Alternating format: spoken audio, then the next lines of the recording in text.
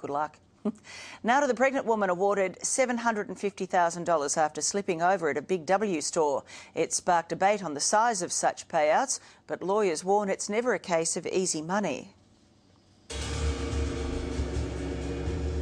There's a little bit more tendency for people to go to legal action than probably before. The money comes from somewhere.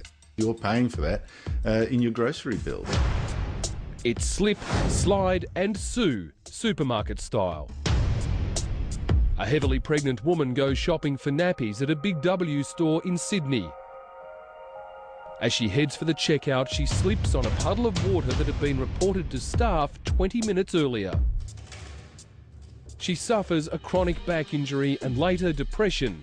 The woman sued Big W's owner Woolworths, and last week a judge awarded her more than $750,000. That's a lifetime of a bad back for her. Second big point for her is that she was very young. Barry Woolacott from Slater and Gordon has practiced public liability law for 30 years and says the payout was fair. She probably had a lifetime of employment of some sort ahead of her, and she had 3 young children. So in terms of everything that could go wrong, that possibly could go wrong, her case was it.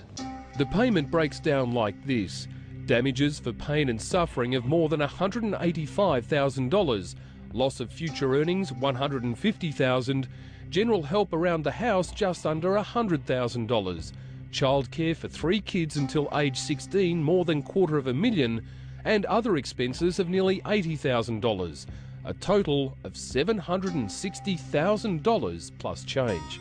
The richer you are, the more you pay someone who slips on your floor. That doesn't seem quite right, is it? Social commentator Andrew Bolt says self-insured supermarkets have to get the money back somehow, and we all pay. $750,000 is a lot of money. It takes a long time to earn it, both for the person who slips over, but also for the person who has to pay all that cash out. And it can be a lot. A South Australian mum was awarded nearly $100,000 for slipping on some coleslaw. In Queensland, a supermarket worker is suing for more than $250,000 for injuring her shoulder lifting boxes of cookie dough.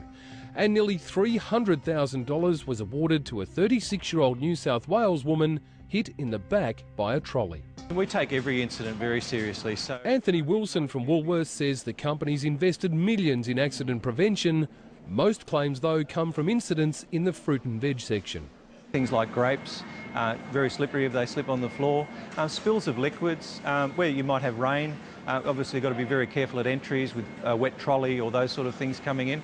But there's always some who'll try it on, like this man in the United States who pours orange juice on the floor before faking a fall, or this woman who pretends to have been injured while her friend goes for help, both caught out by CCTV footage. We investigate each claim, we take all of the evidence that we can around that, and that's obviously medical evidence, it's witness statements, it's expert opinions, and we try and get to the bottom of the actual root cause of the claim.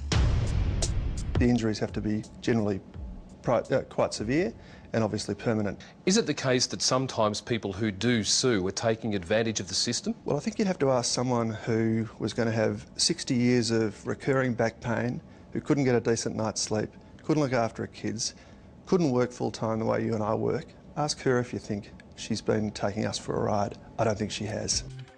Over the past decade, in Victoria alone, nearly 900 supermarket shoppers required hospital treatment, telling medical staff, I slipped on a grape. I fell from a shopping trolley. I slipped on a lettuce leaf. I fell while pulling apart some trolleys. I was knocked over by a trolley. I slipped over on some sugar. But if a judge refuses your claim, you could be liable for the supermarket's legal costs, literally hundreds of thousands of dollars. If you're partly responsible for your own accident, you will either lose a significant chunk of whatever might be awarded to you, or you might lose completely.